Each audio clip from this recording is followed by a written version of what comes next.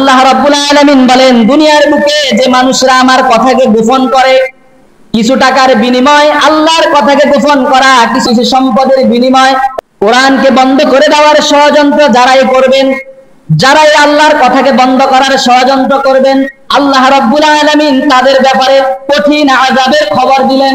আল্লাহ তাআলা বলেন, ইন্নাল্লাযীনা ইয়াকতুমুনা মা আনজালাল্লাহু মিনাল কিতাব ওয়া ইয়াশতারুনা বিহি সামানান কলিলা উলাইকা মা ইয়াকুলুনা ফি বুতুনিহিম ইল্লান নার ওয়া লা ইউকাল্লিমুহুমুল্লাহু ইয়াওমাল কিয়ামাহ ولا يزكيهم ولهم عذاب أليم।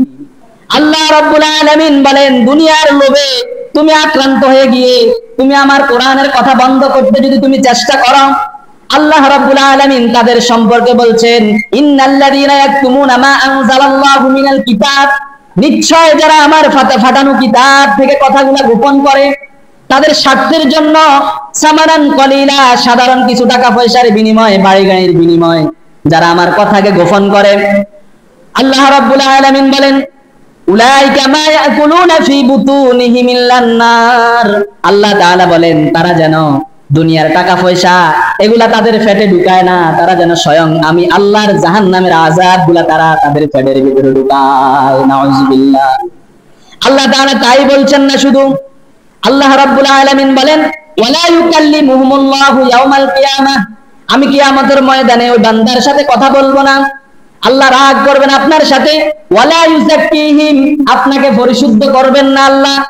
এরপরে ওয়ালাহুম আযাবুন আলীম, আপনাকে কঠিন বিপদের সংকেত দিচ্ছেন, এবং কিয়ামতের ময়দানে রব্বে কারীম আপনাকে আল্লাহর দেওয়া জাহান্নামের মধ্যে নিক্ষেপ করবে। নাউযুবিল্লাহ।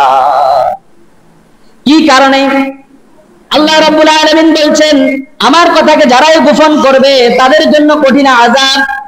আল্লাহ তাদের সাথে কথা বলবেন না, তাদেরকে পরিশুদ্ধ করবেন না, তাদেরকে জাহান্নামে দিবেন, একমাত্র কেবলমাত্র আল্লাহর কথাকে গোপন করার কারণে।